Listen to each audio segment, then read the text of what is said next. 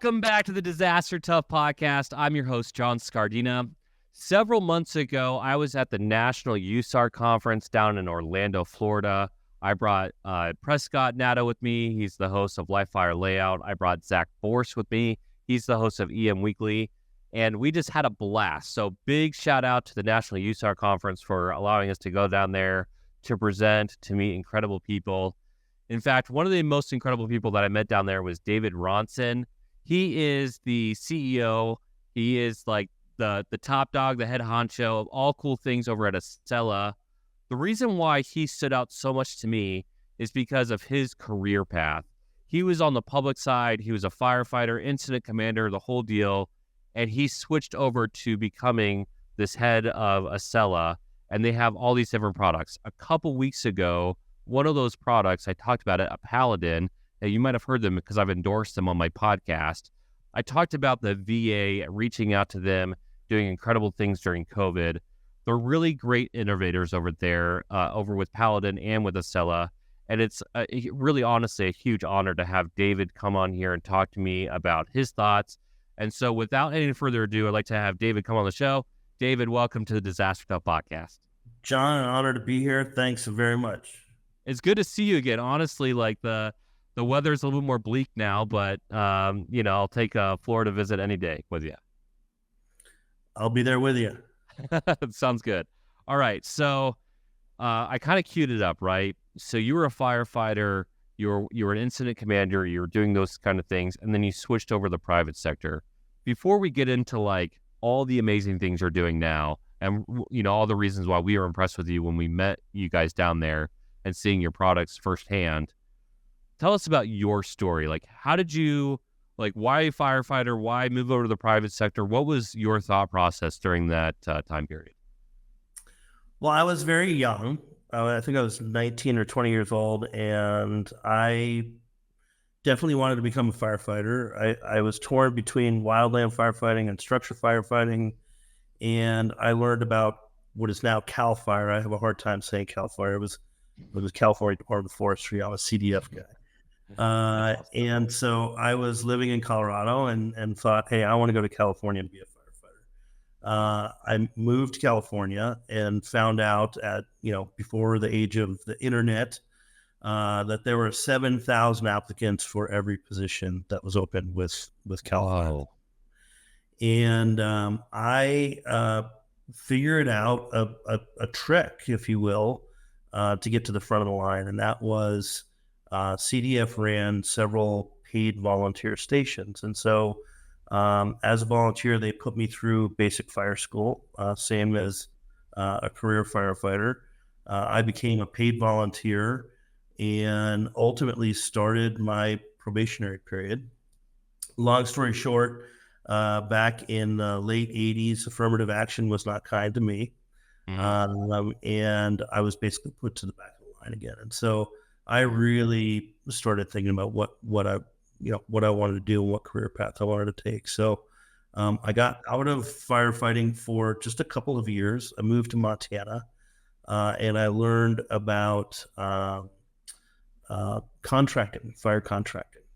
And so I went to our forests contracting officer and I said, hey, what if I could build you the best, fleet of fire trucks and the best trained firefighters that you have available to you? And he loved it. So we entered into an agreement over the course of about, 10 years. We grew that company. We were one of, if not the largest fire contractors in the engine and tender business. So we never contracted hand crews or anything like that. And it was a great ride. At our high point, I think we had over 100 employees. We signed contracts with all 5 major land management agencies in the U.S. We started getting contracts with different states, with FEMA, and we really became an all-hazard company over the course of time. So we were responding to the states of Florida and Louisiana in response to hurricanes. We were fighting fire year-round. It allowed me personally to go out as what's called an AD. I was administratively determined by the federal government to be a temporary federal employee. and I rose the ranks to Type 3 Incident Commander. So I would go out as an IC or Division Soup. Basically, I like to be the highest in command on the line. I like Many that. times as my operations section chiefs tried to drag me back into that tent at the ICP, I couldn't do it. Real quick, we're going to pause for this week's Disaster Tough endorsements. The L3 Harris Extreme 400p radio solves problems and is specifically designed for emergency services. How do we know? We field tested it with medical, urban search and rescue, and collapse and confined structures. This radio is amazingly tough.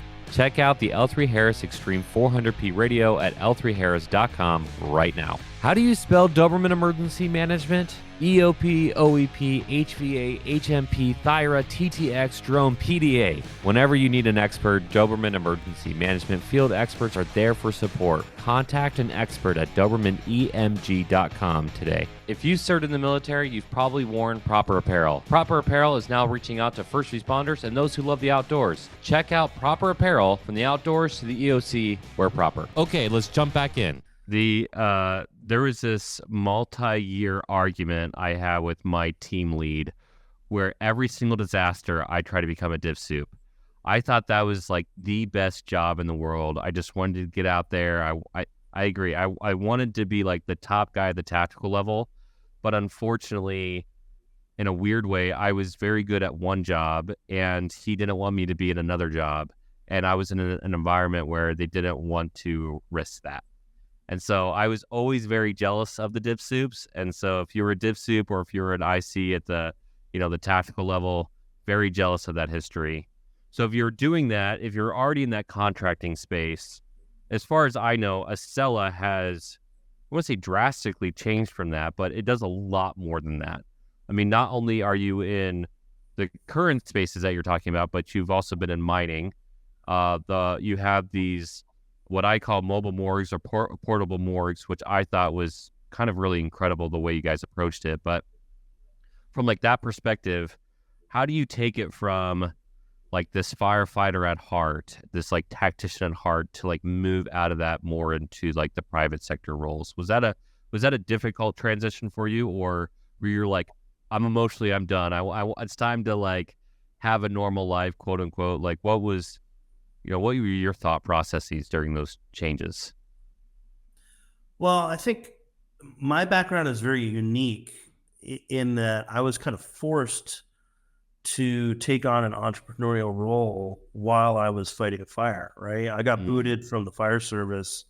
Not booted. I was just told that, promotions were not coming my way for a very long time. It didn't make sense for me to stay where I was.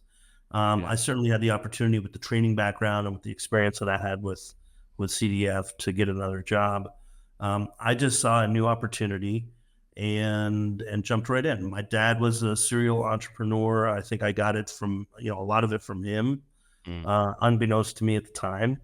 But it is funny now, 40 years later, 30 years later, to see how many footsteps I actually followed in there. But serving my country, serving firefighters, serving first responders was always at the forefront of what I wanted to be doing. One of the unique things about Bridger Fire, which was the contracting company, is we realized quickly that the quality of firefighters that we were bringing on was just extraordinarily high caliber. We expected a lot more than a typical wildland firefighting agency. And after, I think, just maybe year 2, we realized, wow, we have all of these people with all of these talents. Why are we letting them go every winter? And we started building our firefighting apparatus in-house. And it was some of the best out there. So we would spend our summers fighting fire and our winters building fire trucks. And then, a secondary revenue source of the company became going out on wildfires all summer with these trucks that were purpose built for, fighting wildland firefighter for weeks and months at a time away from your station, and fighting fire side by side with fire departments that were looking for these types of rigs. So every 2, 3, 4 years, depending on the rigs, we would sell the fire trucks. We had a Yeah. list of fire departments that wanted to buy these fire trucks from us. So What a genius sales approach. I mean, it, not only it are you was, making money by doing the contract, but you're like literally rolling up in quote unquote the Mercedes Benz of, it's like somebody has a bicycle, you're rolling up on a, hot engine. That's pretty awesome. I mean, it's a good approach, but you're also doing the job. That's kind of, a win-win for sure. it worked out very well. And then more and more departments came to us and said, "Hey, would you build us a truck?" And so Mm, that's really where I cut my teeth in manufacturing and building fire trucks. We did that for years mm, until wildland fire trucks kind of became a commodity. I'd say in the early 2000s, and then it was a race to the to the bottom with the cheapest truck, and that's not my style at all. And so we stopped fighting fire for a number of different reasons, mostly because we got so much work. We were just grinding our people with 12 months, a year mm. being away from home, and guys are and gals are maturing and they want to spend time with families and grow families. So Sure. we really morphed it into a commercial vehicle manufacturing company. We Mm, specialized in, this is kind of post 9/11 when mobile command centers were the biggest thing. Everybody had to have a mobile command center, so we started building mobile command centers, bookmobiles, mobile x-ray trucks, mobile health clinics, anything in the specialty vehicle market, and really garnered that skill set, became very, very high quality. That then morphed into building buses. We built, I think, 500 Sprinter buses from Mercedes-Benz. And then about 8 years ago, in fact, I think it was 8 years ago, January 1st, we started Acela. And Acela builds high mobility vehicles, tactical vehicles, primarily for, you hit some of them earlier, fire departments and police departments that do high water flood rescue, mm. wildland fire trucks. We do a lot in the mining space, oil and gas, that sort of thing. Yeah, what's fascinating to me is like, in the public sector, and this really is more of like a slant on EM companies, and I don't mean to do that too much. However, there's a lot of companies that I would like, quote unquote, bottom of the barrel. And when I got into like EM contracting, I thought I was like, a rare breed when it came to like being mission focused as a company, like, serving my country, wanted to do things right the way, like creating this good stuff. And what's been fun is to meet other people like yourself in other industries who had that background in that public side. And so they can absolutely understand from a very intimate or like emotional level, like why this stuff has to be great. And, quite frankly, it was very impressive in the National USAR conference to go out there and see your high water truck.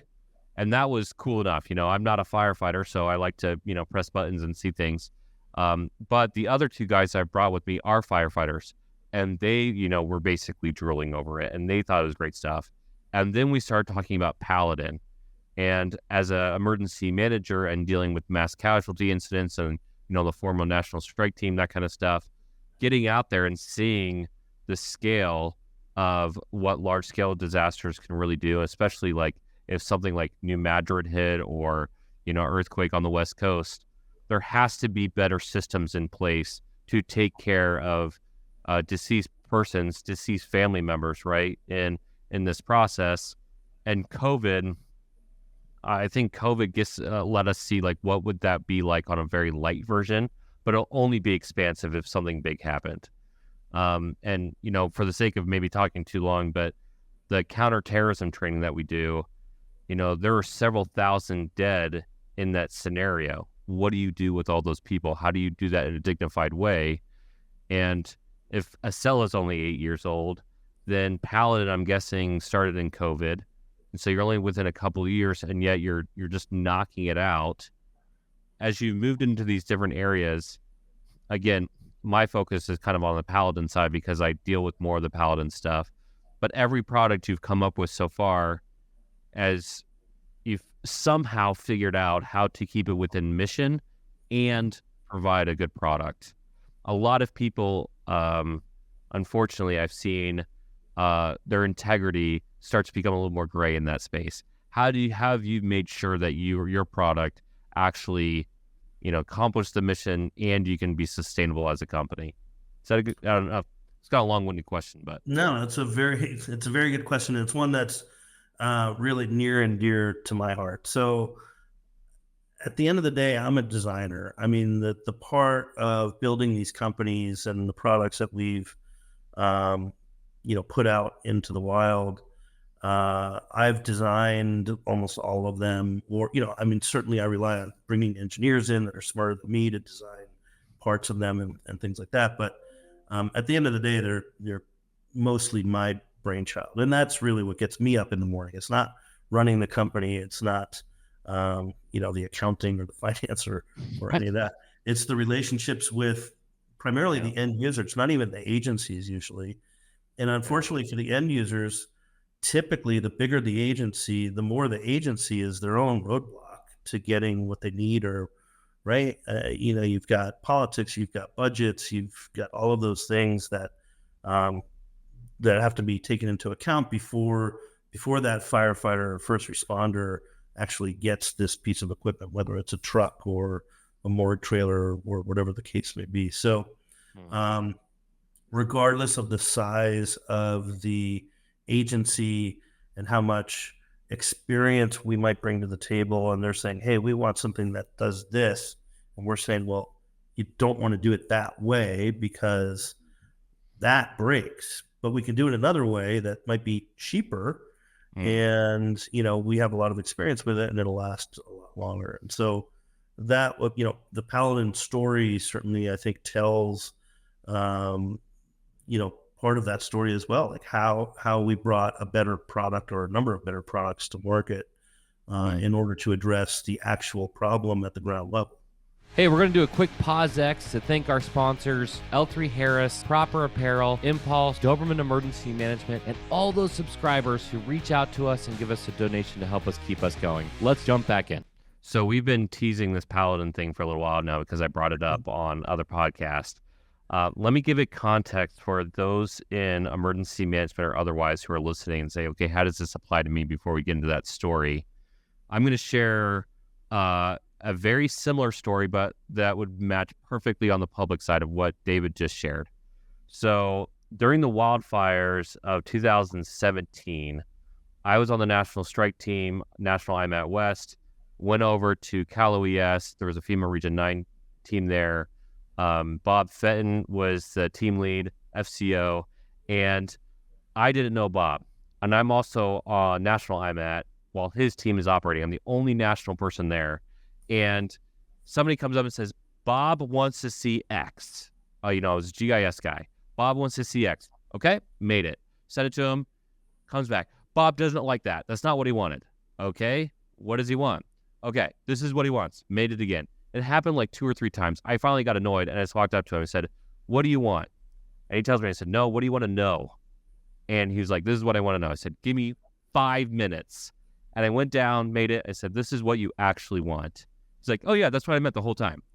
And it was, it's like that. So when David's talking about talking to clients, because of that background and experience of actually doing the job, he can understand, hey, this is what you really need. There's a very tactical way to do that. You still have to work with your clients. Your client could be your boss if you're in the public sector, your chief, whomever.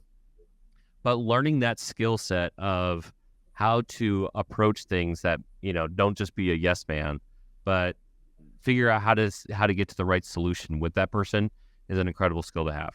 So with that kind of understanding in place, let's talk about VA, COVID, and Paladin. So you were doing the trucks and then COVID happened, and I'll just let you take it from there, David.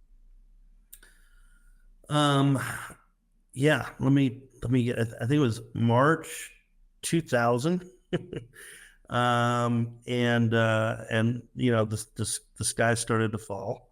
One of the trucks, I don't know if I mentioned it, one of the main trucks that we build are flood rescue trucks. We've kind of become the de facto flood rescue truck in North America, because our trucks can forward about 50 inches of water. So one of our clients is the Veterans Administration. They use our trucks to evacuate hospitals in flood-prone regions. So we worked with the Office of Emergency Management.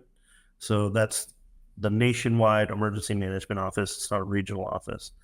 And developed a very, very good rapport with them. The sense that we got from them is most of their vendors are just looking to make a quick buck and get out.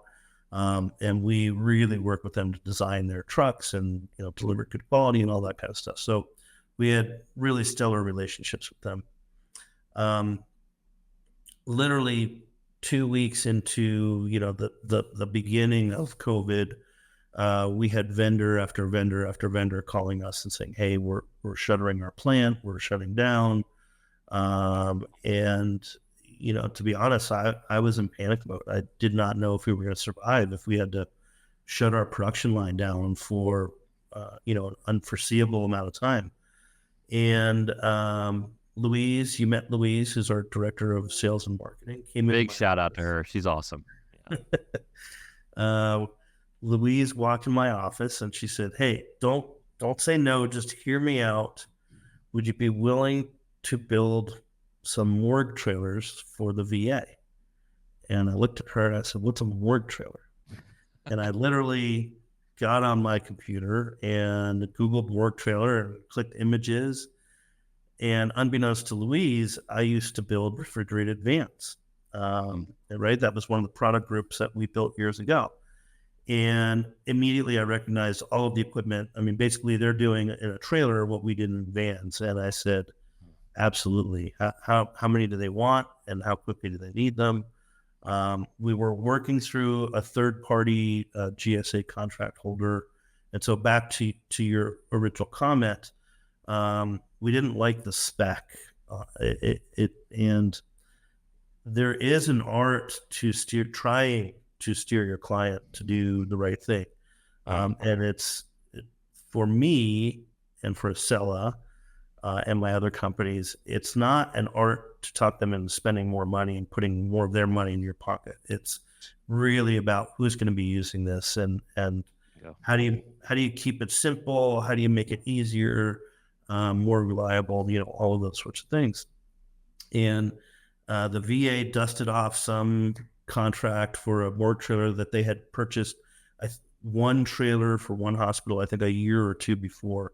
And they said, no, this is what we want. And so we shuttered our entire production floor in a matter of about 36 hours. Everything on the floor was moved into a storage area and we retooled to build morgue trailers. And I think the original contract was for 56 trailers, and we delivered 46 of them in 35 days. That's nuts. And these trailers are basically they're I can't remember their size. I think they were 17 feet long by 8 feet wide by about 7 feet tall, and it's 4 inches of insulation. And it's got racks for cadaver trays inside and a very robust refrigeration system. So we were able to reach out to all of these different vendors and everybody. I mean, the stars kind of aligned. Everybody really stood behind us and we were able to finance the whole deal immediately. You can imagine how many millions of dollars it took to put that together. And they were thrilled with them. To be honest, the only problems they had is with the equipment that we tried to talk them out of using with less expensive equipment. But yeah, so that was a real success for them. And in the process of doing that, we took a deep dive to see, well, what is this industry? I mean, it's never been on any of our radar. We've never heard of it. And there were really only 2 mom and pops that were doing it. The entire market may have been 10 trailers a year, which is why there was only 2 mom and pops doing it. And the demand obviously skyrocketed, and we saw an opportunity to to service emergency managers and coroners and medical examiners and hospitals around the country, and really became subject matter experts on what are the real issues, right? Why are there are all these problems in that chain, and how do we solve them? Because a trailer might not be the perfect solution. In most cases, it actually is not the perfect solution, but there was nothing else on the market. So we leveraged that VA opportunity to really service hundreds and hundreds of more clients. We probably shipped in the form of services. We set up a leasing program in sales. We've probably shipped product to over 40 states. Wow. And that has continued to this day. And just within a couple of years. I mean, you're talking about a major overhaul in a new industry, taking on this big thing based off of essentially trusting your staff, by the way. Another lesson learned. There's lots of lessons learned that you're just like naturally providing. With the Paladin thing, when I talked to Louise specifically at the National USAR conference, and now Anna, by the way, big shout out to her. She's pretty incredible herself. And as my team has talked about it, everybody over here has also done it. I talk about Prescott and Zach, but there's other people like Jake who works at AMR who's also been on the podcast. I don't think there's any naivety. I don't know how to say that. I don't think people are naive in the fact that things can go bad very quickly on a very large scale. There's so many systems that could provide cascading impacts. And what is fascinating to me as we started researching this since, November really is, hey, we know mass casualty incidents happen. We know that systems get overwhelmed. Why isn't this a thing? And what has most been bewildering is the people that I would have known the most were like, oh yeah, I just never thought about it before. You're like, really? And then like once you talk to them about it, they're like, yeah, actually that's a pretty good idea. You're like, yeah, who knew? Like if you're like every major city on the West Coast because of the earthquake should have trailers. Like like any major city really in the U.S. Mass casualty incidents. I've had Brian Davis on here. He's an incident commander at the Pulse nightclub shooting. We've had people coming here talking about Las Vegas shooting. It doesn't need to be the earthquake, but if you're in a system where things can get overwhelmed very quickly. I'm at the point where I want to say extreme. That's probably not the right word, but it's like, are we getting into negligence by not having these things in place so that we can move forward very quickly? If you're in a large city or you're a metropolis or you're dealing with a large scale incidents by trade, and you're not thinking about the recovery process. And for me, once you have victims, now you're in recovery, at least the way I think about it. And you're not thinking about how to store the remains, you have a big problem. And people are going to address that. I think we should go overcome that in 9/11. 9/11 was a perfect example of that, like mass casualty incidents, how you're storing all these bodies. And yet here we are in 2024 still trying to figure it out. So both wild that you're able to figure it out, amazing that you're listening to your staff. But for everybody listening in, like take note. Right? Like if you're in one of those places, you should probably start thinking about how are you doing your recovery process, right? And lo and behold, I know a pretty cool guy that's on the podcast talking about how to overcome it. So, David, when you're talking to clients and we're talking about like the tactics of how to persuade them into right things, if somebody's listening to the podcast right now and they're like, oh shoot, like I just did a tabletop exercise for an MCI, we didn't even think about this, and now they're trying to think about it. What is your pitch from a mission perspective and from a business perspective to make sure people have like these trailers in-house? Well, it's, one of the things we learned, and one of the things that was born from that experience is trailers are usually not a great solution. Trailers are big. Trailers require maintenance. If you park a trailer out behind the medical examiner's office for the next 3 years until you use it, there's a good chance it's not going to start, or it's not going to work, or the tires are going to blow out, or whatever the case may be. So I think number one is we did a deep dive during and post COVID, and we looked at as many states mass casualty plans as we can get a hold of. And one of the things we realized is the number one phone call that each state has in its plans to FEMA to activate their DMORG team. DMORG, yeah. So the reality is there are only 3 DMORG teams in the country. Each one has a single trailer, and that trailer does not hold any bodies. So that's right. They actually don't bring the stuff. Isn't that wild? They bring all the equipment that would be inside of a medical examiner's office. So the x-ray machines and tables and autopsy tools and that sort of thing. Our federal government does not have the ability to store a single human body, period. FEMA doesn't have that capability. And FEMA is technically not even tasked with doing it. It's really HHS under ESF 8 or 9, I believe. I forget what it is. I'm 9, it's USAR, so it's probably 8.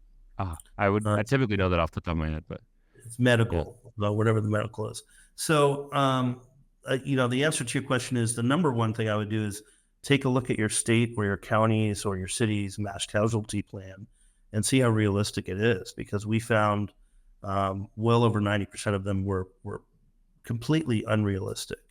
And 2 is to come up with a plan for how you're going to execute.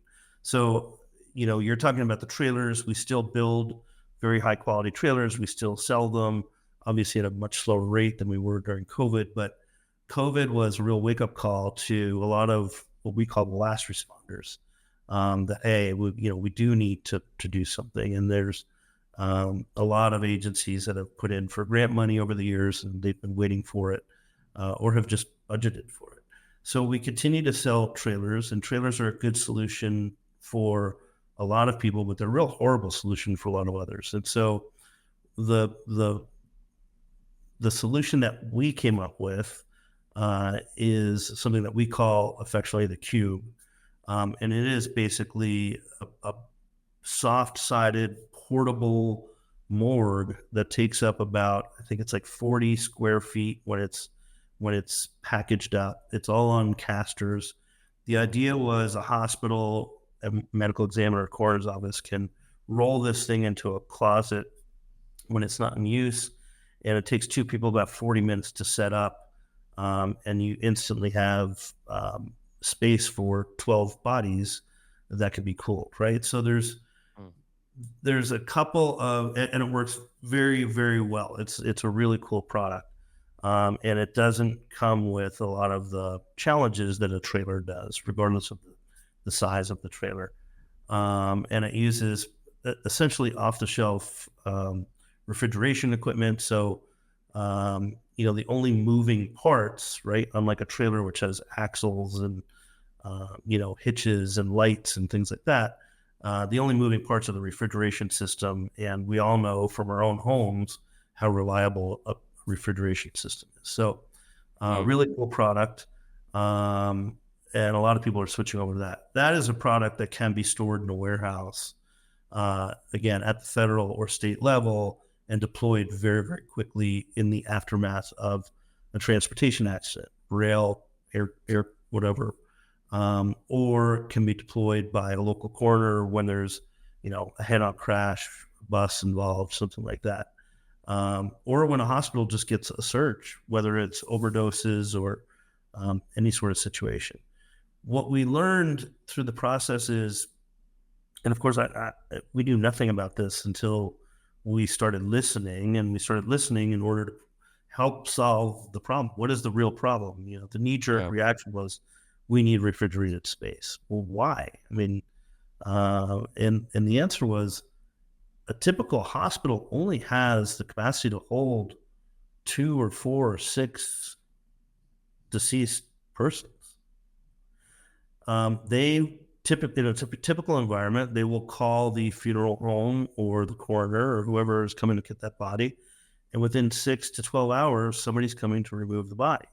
Same thing at the coroners and the funeral homes. They have enough room and storage for X number of bodies. And so today the system works fine. That river just kind of flows and it works out.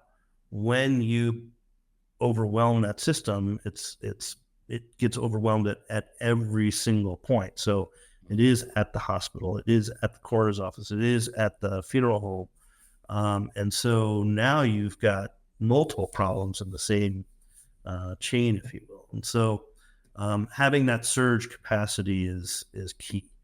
And it doesn't have to be a nationwide or global level. It could be just a small incident can overwhelm in the area. Yeah, I'm thinking about your comments about FEMA and DMorgs and capabilities versus HHS. As a guy who worked under HHS technically through NIH, and understanding those different processes, the reality is that Craig Fugate bought like 100 million body bags or something, and in working those systems. And I think your point, ultimately, when we were talking about like different levels of government and who's in charge, is if you have a responsibility to respond to MCI incidents, whether it's you as the agency or working with the morgues or the hospitals, whomever it is, you have a responsibility to start doing some EM guru stuff and do coordination and collaboration to make sure that they can get those assets. Like, I became a big fan of not just the Cube, but of Paladin, really, in your thought process, several months ago. However, one of the big reasons why I want to do this podcast is because if people are planning out 2024 and beyond, they're looking at, we're already thinking about hurricane season in the summer and doing all the planning for that. That all happens now. You're about to enter into tornado season. And unfortunately, we hear about active shooters in schools weekly. Whatever like the situation is, my hope is that when people are listening to this podcast, they think more about the reunification of body to family member and making sure that there's a dignified process in doing that. And really, what you're talking about is not just storing the bodies, but making sure those bodies are stored in a dignified way, and so that those families can process that. You don't want over decay, before they get the body. So, for example, David, I really appreciate you coming on the podcast and talking with me as an innovator, as a leader, as a CEO, as a designer, as you called out. You wear many hats. For those who are younger in the field, I have like 70% of my podcast, are within the first 7 years of an EM career. And that could be they switch over from fire or from military or from degrees. But a huge number are listening to this right now and saying, okay, I want to do things right. From a leadership perspective, how do you make sure, what would be the advice that you give people to make sure that they're knocking it out of the park? My answer to that is learn, read, watch, listen, ask. If you're in an environment where, I fortunately for me, I've never been in this environment, but I still keep up reading a lot of the Firehouse magazines. And I read more and more about these toxic environments where the younger generation isn't taught or isn't allowed to learn. And I would say if you're in one of those environments, move. You deserve to have yourself protected and to work in a safe environment. But how satisfying is it to have a 20-year career and really understand what you're doing and be able to give back and be able to share it? I love doing it. I loved, helping people work through their task books and taking on responsibility. I was kind of known as a guy who arguably gave too much responsibility. And, in hindsight, I don't agree with that. I just wanted to challenge that person so that they can find their weak points so that they can address them. But I certainly enjoyed that. It's that learning thing, the humility it takes to keep learning. I think everything in this world. Everything is instant gratification on every single level. And the humility it takes to say, I'm willing to be terrible at something for a little bit so that I can become better. And the humility and the patience it takes from leaders to say, I'm going to allow you to be terrible at this for a little bit. When it's not life-saving, it's great. When it's life-saving, you have to do things right, of course. But like on blue sky stuff, like let's work together. And, that's kind of the message I can get behind as well. By the way, I just thought of the title of our podcast episode. You ready for it? I'm ready. Keeping things cool with David Ronsen. So, keeping things cool. In fact, I just figured out your new tagline for Paladin. You're welcome. So we'll call it that. David, thank you so much for coming on the podcast, for talking with me, for sharing lessons learned. Obviously, there's a reason why we're excited about what you guys are doing, and that dual concept of mission focused, doing it right because you're on that one side, but also in the private sector of, filling a gap. It's a special thing, and it's obviously an opportunity to have you on the podcast. So thanks again for coming. Thank you for having me, and thanks for doing what you do. Sure. So I try to be semi-cool like David. David is very cool. I'm semi-cool. If you want to keep things cool, if you like this podcast, you got to give us that 5-star rating and subscribe, of course, all the things. If you're thinking about MCI events, whether it's the morgue issue, whether it's reunification, whether it's that process, if you figured out something in your agency, we would love to see that in the comments. So find the Readiness Lab, find Disaster Tough Podcast. When we post this, share us your lessons learned. And with that, we'll see you for the next podcast. Thanks.